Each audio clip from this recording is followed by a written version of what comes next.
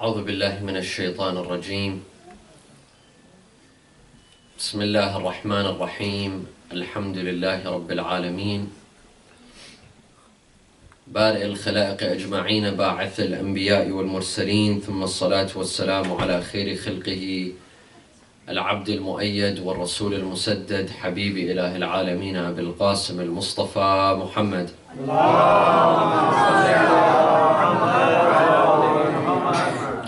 وعلى أهل بيته الطيبين الطاهرين وصحابته المنتجبين. صلى الله عليك يا رسول الله، صلى الله عليك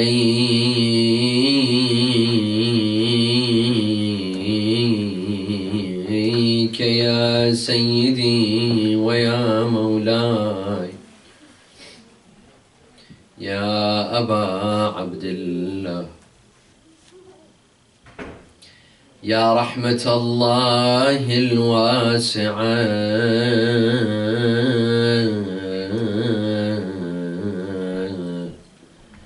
ويا باب نجاة الأمة، ويا عبرة كل مؤمن ومؤمنة،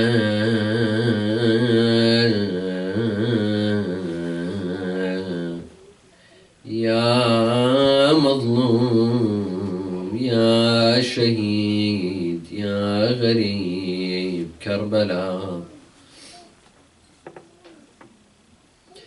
يا ليتنا يا ليتنا كنا معكم سادتي فنفوز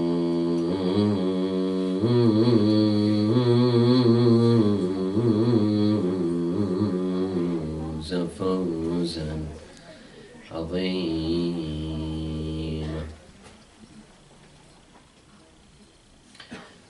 أعوذ بالله من الشيطان الرجيم. بسم الله الرحمن الرحيم. لقد كان لكم في رسول الله أسوة حسنة لمن كان يرجو الله واليوم الآخر. صلوا على محمد وآل محمد.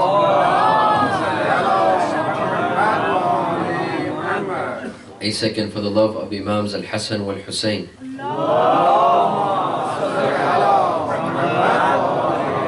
A third for the love of Fatima al-Zahra with your loudest voices.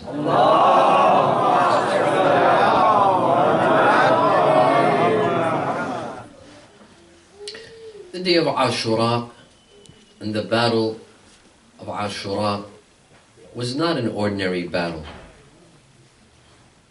True that it didn't take long. The battle of Aashura started after sunrise and ended by the afternoon. Maximum, if we want to count the maximum hours of the battle of Aashura, it didn't take more than 8 or 9, maximum 10 hours. It didn't take more than 10 hours. We have seen wars, we have read about wars in history that took years, decades. In Europe, European countries fought a war called the 100 Years' War. It's in history. I'm sure our youth have read about the 100 Years' War. The Battle of Aashura didn't have too many casualties. The ones that died from the camp of Imam Hossein were 73. On the other camp, there were several hundred. The casualties weren't too big. Not like, for example, World War I or World War II, in which millions died. In World War II, millions died. But on the day of Aashura, only a couple hundred. The casualties weren't big. In history, we read about some wars that involved several nations, several countries. World War II involved several countries. So did World War I. We read about wars that involved several. For example, the Trojan War, if it actually took place. There are some that say we don't have justifiable evidence that the Trojan War took place. Let's say that it took place. The Trojan War involved, if it did, it involved several nations, several empires. Several kings joined the Trojan War. While the Battle of Karbala did not involve several nations, several empires, or several countries. It was within one country, one nation, between two groups. Yet, even though the world has witnessed wars that had greater casualties and took decades and involved several nations, yet no war in history has been celebrated and commemorated and remembered like the Battle of Aashura. No battle in history, when you remember it, it brings tears to your eyes like the Battle of Aashura. Or it brings pain to your heart like the Battle of Aashura. When we remember the day of Aashura and the Battle of Aashura, we don't feel that it took place 1,350 years ago. We feel as if it happened yesterday. We feel as if it happened a month ago. Have you seen those that shed their tears and cry and beat themselves? It's as if this incident took place yesterday. And it's as if they saw it with their own eyes. It's as if they were present in Karbala and they witnessed this incident. Why has the incident of Aashura and the incident in Karbala, why has it left such an impression on our hearts and our minds? No other incident, no other battle, no other war was capable of leaving such an incident with such an impression like the Battle of Aashura. All these tears, all this pain, all this agony, all this sorrow, it only comes from Karbala and Aashura. No one else was capable of leaving such an impression. Why? Because we can all relate to the Battle of Karbala. Can anyone relate to World War II and tell me lessons from World War II? Can anyone give me lessons from the battle of, from the Vietnam War, or the Trojan War, or any other war, or the 100 Years' War? What lessons were learned? For what cause? What was the cause? The difference between the Battle of Aashura and all the other wars in history was that all the other wars were fought for power, for fame.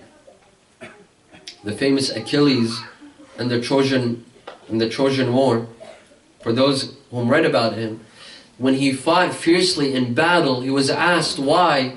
He said, I would like to make a name for myself. He didn't say qurbatan ila Allah. He didn't say, I'm fighting for justice, I'm fighting against oppression, I'm fighting for freedom. He was asked, why did you join war? He said, I'd like to make a name for myself. Did Imam Hossein alayhi salam fight to make a name for himself, so that people remember him and cry over him? Imam Hossein had a major objective. He had a major goal. إلهي تركت الخلق طرا في هواك وأيتمت العيال لكي أراك. Imam Hussein, all he could see on the day of Ashura was Allah subhanahu wa ta'ala. It was a war for Allah, a battle for Allah, so that Allah can be worshipped, so that Allah could be obeyed. Imam Hussein didn't do it for fame or power. There are some that come and try to limit those people with limited minds, who are narrow-minded, who don't understand the philosophy of Ashura. They come and they try to put limits. They say Imam Hussein fought because there was a feud between him and Yazid. Because Bani Hashim and Bani Umayyah did not get along, so the battle of Ashura took place. Others reduce the battle of Ashura to a war of water. Because Imam Hussein wanted water and the army of Yazid refused to give him water, they fought. Others reduced the battle of Aashura to a love story. They say that Yazid was in love with a woman, the woman that he wanted. Imam Hussein stole her from Yazid, and Imam Hussein ended up marrying her. Yazid did not marry. For this reason, because of a woman, they fought the battle. These people do not understand Aashura. And they do not understand the meaning of Karbala and why Imam Hussein rose to power. Imam Hussein did not rise to power for these reasons. Imam Hussein rose to power to protect his faith and to protect his religion. Aashura gave us lessons, my dear friends, that no other battle, no other war, no other incident gave us lessons and impressions and implications like the day of Aashura. That is why we commemorate Imam Hussein. This is the reason why we commemorate Aashura, because it's an everlasting lesson. It's a lesson that's renewed every year. And every year that we remember Imam Hussein, we learn something new. We discover something new. We discover something new about this message that we didn't know before. This is why we're so in love with Imam Hussein, and we commemorate it. We commemorate it every year. My dear friends, in the next couple of minutes, as we conclude, as this blessed majlis comes to an end, hopefully we've learned a few things. Let's take a couple of lessons with us. As we conclude, let's pinpoint a couple of lessons so that we take back home with us. Because if we came to these majalis and we didn't learn anything, then we didn't benefit. Our tears will go to waste. Let's mix our tears with lessons. Let's take something back with us from the majlis of Aba Abdullah so that it benefits us for an entire year. There are some that come to the majlis of Aba Abdullah to recharge their battery. They don't come all year long. They come for these 10 nights or 11 nights to recharge their battery for 355 days. 10 days are enough to recharge us for 355 days. Sallu ala Muhammad wa ala Muhammad.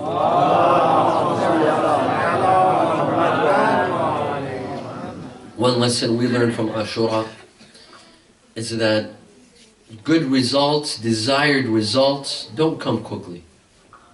You see, my dear friends, who won on the day of Aashura? Who won? If we look physically, if we look at it physically, from a physical point of view, Imam Hussein lost because he was killed, and so were his companions. If we look at it physically, materialistically, Imam Hussein lost.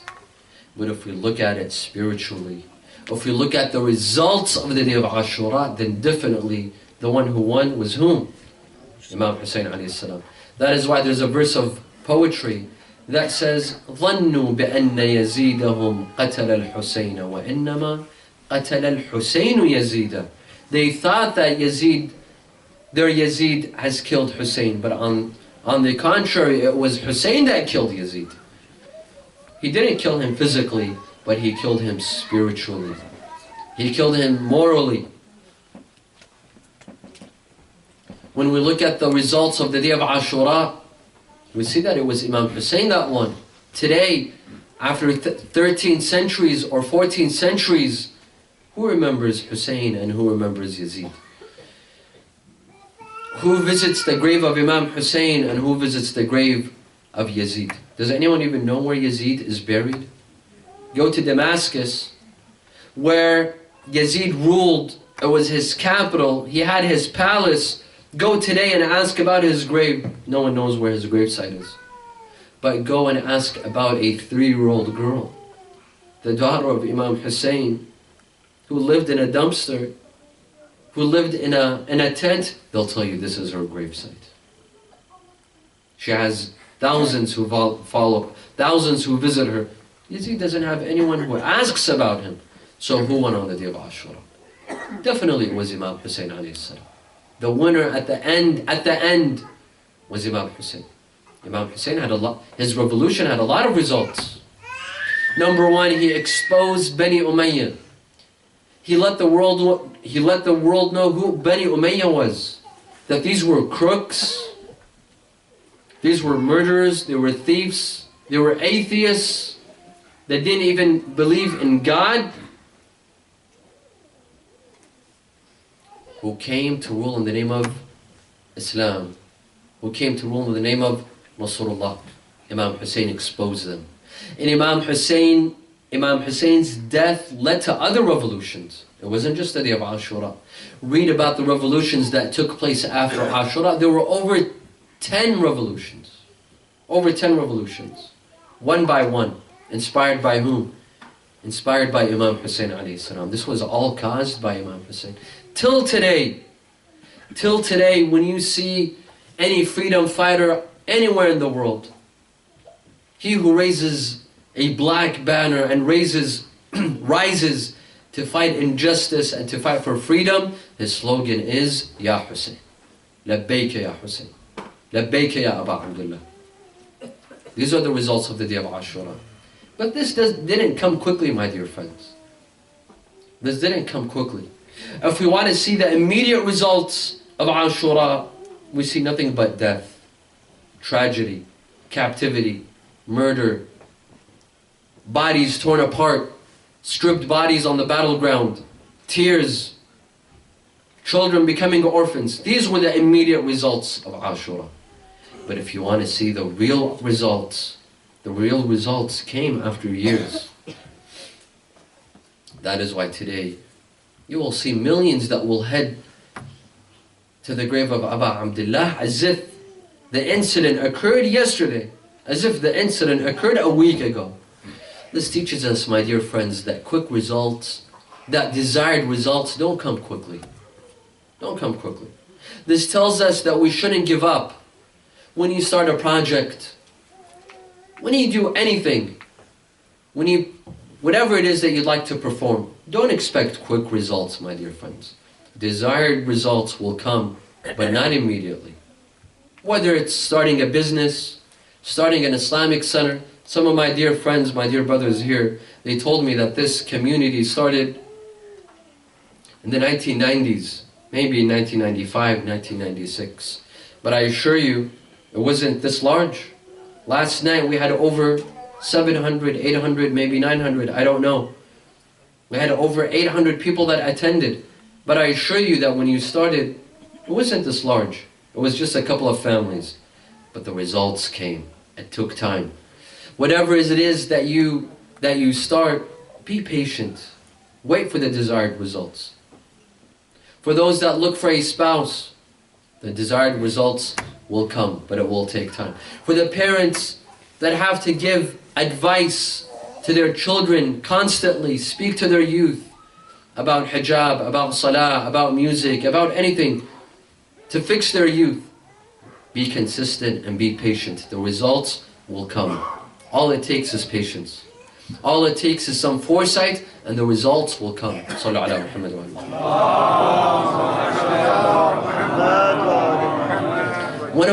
One of the lessons, and I will mention 5 lessons. One of the lessons that we learn from the day of Aashura is that a minority can defeat the majority. Minorities should never think that they will not win or they will not succeed. Look at the day of Aashura. The companions of Imam Hussein were 73. The army of Ibn Ziyad was 30,000. This is the least. This is the least number. Others say there were more. Physically, the camp of Imam Hussein lost. Spiritually, emotionally, morally, they won. That means that a minority could defeat a majority. Just because you're a minority doesn't mean you won't be successful. The Quran says, كم من فئة قليلة غلبت فئة كثيرة بإذن ربها or بإذن الله. How many minorities have defeated majorities? This is not new. At the Battle of Badr, the camp of Rasulullah sallallahu alayhi wa alihi was they were 313, the same amount of soldiers that our last Imam and final Imam and our Savior Al-Hujjat ibn al-Hasan, they will have Those who fought at the Battle of Badr were 313, while the army of the Mushrikeen was 1,000. Yet who won? The Muslims won at the Battle of Badr physically and morally. Imam Hussein might have lost physically, but he won morally.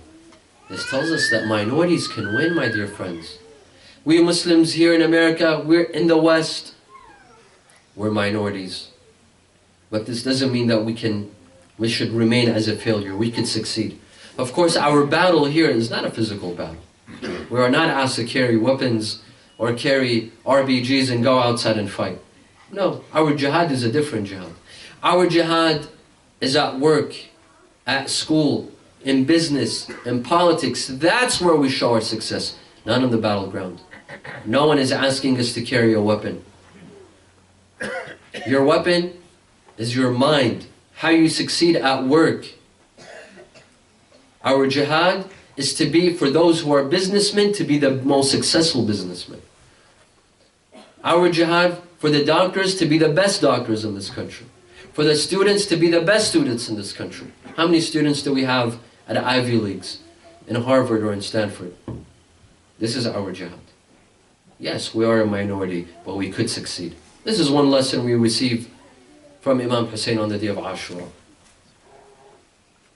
Aren't the Jews in America a minority? They're a very small minority, but look at them. You would assume this 2 million population, you would assume that they are 200 million, but they're only 2 million. But look at what this 2 million are doing. What are we doing?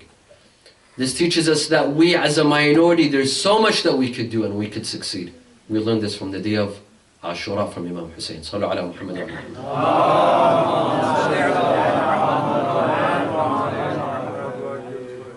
We learn from Imam Hussein alayhi salam to choose our fights. This is important. Choose your fight. Why did Imam Hussein fight? Did Imam Hussein have a personal issue with Yazid? Did they fight over a chair? Did they fight over something personal? Absolutely not. The fight with Yazid was nothing personal. Imam Hussein didn't have anything personal with Yazid. It was about what Yazid represented. It was about what Yazid was and who he was and where he was sitting. He was not fit to rule.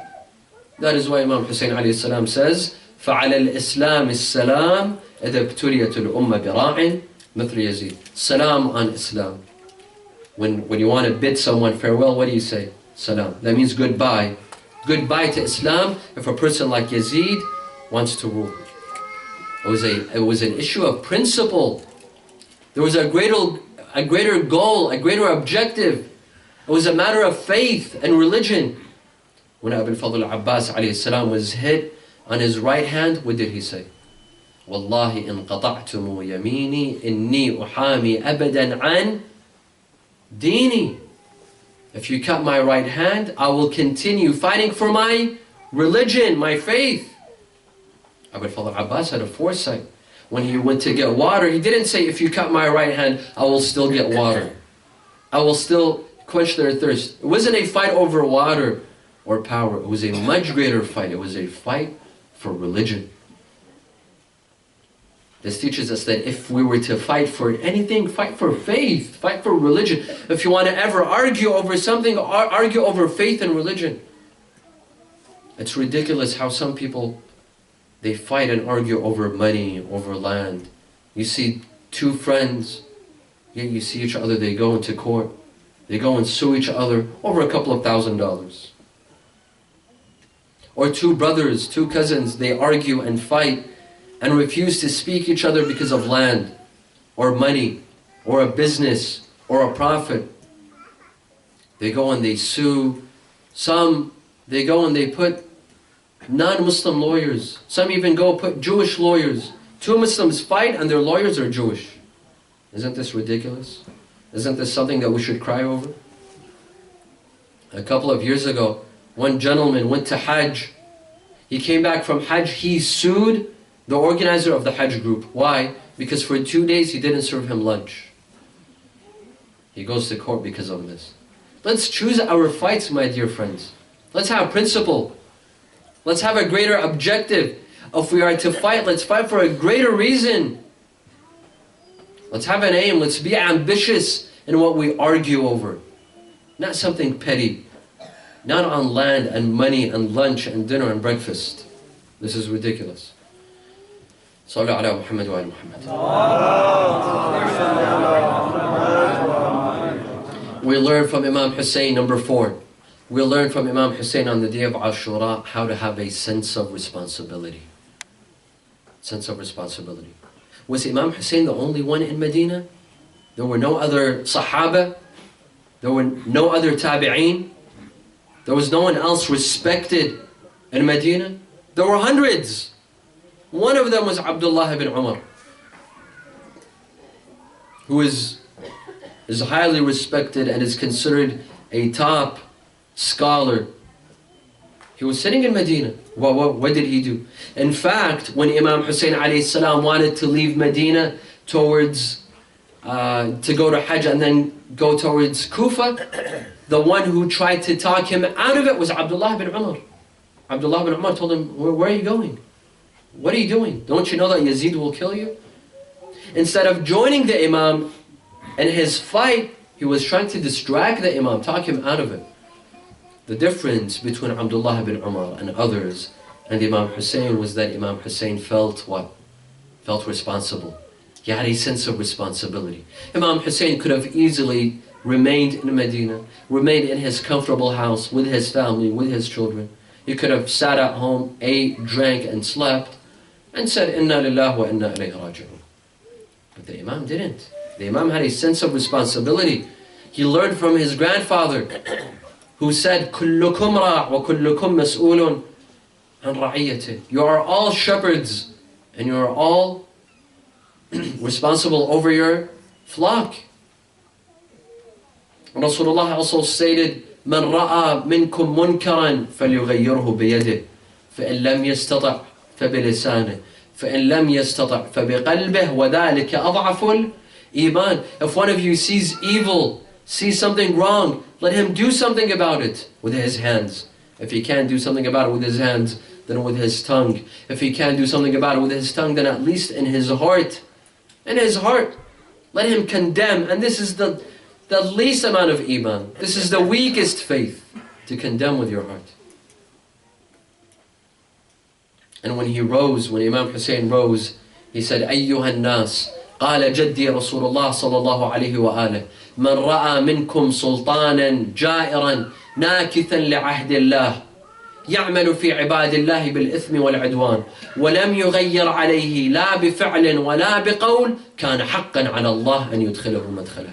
O people, my grandfather said that he of you sees a tyrant, an oppressor that oppresses and performs injustice, and he doesn't do anything about it, not with his tongue and not with his hands, then he truly deserves Allah to put him in a place that he deserves. Meaning where? Meaning hellfire. This was Imam Hussein. Imam Hussein had a sense of responsibility. This is what we should learn. Let's take this lesson from Imam Hussein on the day of Aashura. Let's all feel responsible. Responsible for our children, our family members, our community, our Islamic center, our Islamic schools. Let's feel responsible. Why is it that always there's a few people responsible in the community and others are not responsible? Why is it that there's always only a handful that are responsible for their Islamic center, their Islamic school, that look for teachers? They're the ones that clean. They're the ones that come and open the Islamic center, and they are the ones that shut the door, and no one else is responsible. Others come as guests. They sit as guests, they eat as guests, and they expect others to come and clean after them, and they leave as guests. And it's only 2 or 3 that feel responsibility. Why? Let's learn to feel responsible. What is it that your community needs? An Islamic center? Take the initiative. You be the first one. Your community needs an Islamic school? Take the initiative. You be the first one. Start that project. You needed a satellite channel? Start it. You need a fund for youth to get married? You start. You take the initiative. Most of us, we have this mentality that no one else is doing it. Why should I? When I see others start, I will join. This is a wrong mentality. This is not the mentality that Imam Hussein taught us. That if others start, I will join. No. The mentality that Imam Hussein taught us is, let me be the first to start. Let me be the first to take initiative. I told the youth during the Q&A, in Islam, there's no such thing as I don't care. This sentence does not exist in Islam. Maybe at home, you could say it. But on a public scale, there's no such thing in Islam as I don't care. We don't have this mentality in Islam. Because Imam Hussein showed us, and Imam Hussein taught us that we should care. He cared. Sallu ala Muhammad wa ala Muhammad. And finally, the fifth lesson, and of course the day of Aashura was full of lessons. There is hundreds of lessons. We're only choosing a couple. The final lesson that we'll mention tonight is that start with your families. Imam Hussein alayhi salam could have left Medina and came to Karbala by himself. Or he could have brought his brother Abu al-Fadl al-Abbas. But why did he bring the children? Why did he bring Al-Qasim and his brothers? Why did he bring 18-year-old Ali al-Akbar? Why did he bring his infant? Why did he bring the women and children? Why? When he was asked, why are you going, by Muhammad ibn al-Hanafiyyah, his brother, when he asked him, why are you going? He said, Sha Allah an yarani qatila. Allah has willed it. Allah has willed it that he sees me as a martyr. But when he was asked about the women and children, why are you taking the women and children? He said, Sha Allah an yarahunna sabaya. Allah has willed it to see them taken as captives. Imam Hussein said a lesson, my dear friends. Imam Hussein could have left the house by himself and kept his women and children safe at home and called for others to join. But Imam Hussein didn't. He didn't expect other families to join his battle while his family sat comfortably at home. He didn't expect Zuhair ibn al-Qayn and Muslim ibn Awsaja and Habib ibn Mudahir and others to come with their families while his family remained at home, comfortable and safe and secure. No, he brought his family with him. He wanted a revolution, he wanted a change. He made sure that his family was a part of it, that his family participated, and they were at the front line. Ali al-Akbar was at the front line. They were at the front line of the battle. Imam Hussein didn't expect everyone else to go while he remained comfortable. There are some of us, we expect to make change. We want to make change, but we want others to change, but not our families. We expect others to sacrifice, but not our families, not our family members. We tell other youth to come and participate and join, but not our family members, not our youth. If we want change, let's start with ourselves, with our own family members. You know, in Iraq, one of the problems that we have is that we have some politicians. We have some politicians now in Iraq. Their families are safe and secure in London and in Dubai and in Toronto and in Lebanon. While they come and they speak to other youth, to other Iraqi youth, they tell them, come to Iraq, come serve your country. Come serve your country. And his family is sitting comfortably in London, in the UK. What is this? You expect others to make a sacrifice when you yourself are not willing to make a sacrifice. You expect to lead a country and serve that country when you don't even feel the pain of the people of that country. Your family is sitting safe somewhere, secure, with electricity, with clean water, and you want to rule a people that you don't even feel their anguish and pain? Imam Hussein started with his family. He brought his women, his children, his brothers, his infant, and his sisters. Imam Hussein taught us, you want to make a change? Start with your family. Sallu ala Muhammad wa ala Muhammad.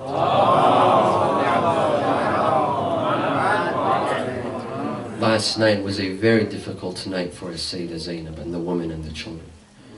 Last night when we left the majlis, when we left this Islamic center, we all went back home. We relaxed and we had a good night's sleep. We slept. But do you think Sayyidah Zainab slept last night? Do you think she was able to shut her eyes last night? Do you think the women and children were able to sleep without their father besides them? Do you think Ruqayya was able to sleep last night knowing that her father is torn into pieces in the middle of the battleground? Only Allah knows how the women and children spend last night. Only Allah knows.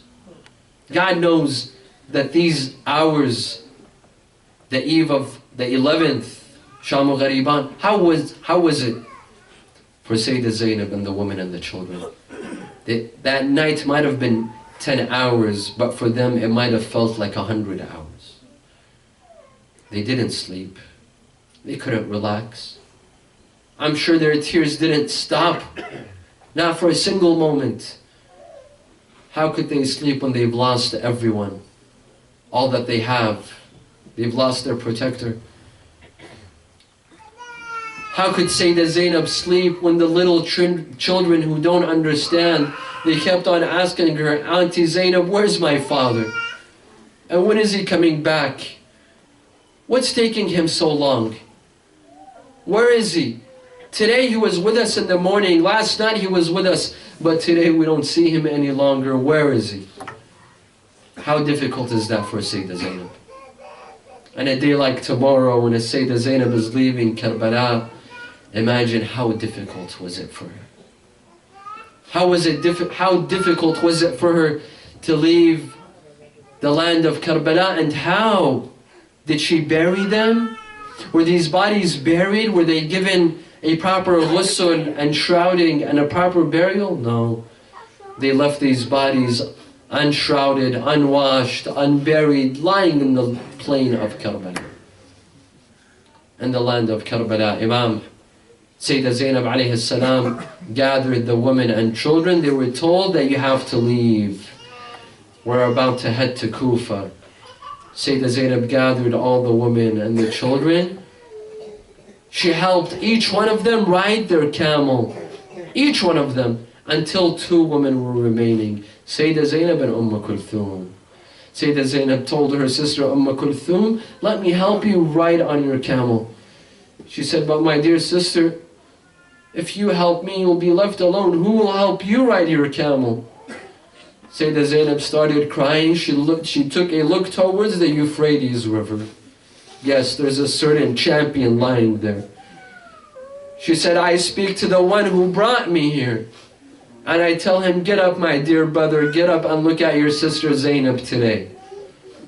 Look at what's happening today. Ya Abbas, Ya Abbas, man talli jibtni, bidak ya khoya rakabtni. My dear brother Abbas, you're the one that brought me here. My dear Abbas, when we left Medina, you told me I will take care of you, Zainab, I will look after you. Where's your promise, oh Abbas? Why have you broken your promise? Sayyidah Zainab gets on the camel as she leaves. As they're about to leave Karbala, she asks for a favor from the enemy soldiers. She said, we have one request. Let's pay our due. Let's pay our respect to the dead bodies. Let's say our salam to the dead bodies passed by the battleground. They brought them next to the battleground. They saw the dead bodies lying on the ground. أخي أبا عبد الله لو خيروني بين المقام عندك أو الرحيل لاخترت المقام عندك ولو أن السباع تأكل من لحمي وجسمي. My dear brother, these are the words of Sayyidah Zainab. My dear brother Aba Abdullah, if they gave me a choice of leaving or staying here with you, I would choose to stay here with you. But I promised you that I would look after your children. I would look after your orphans. I have to leave, my dear brother.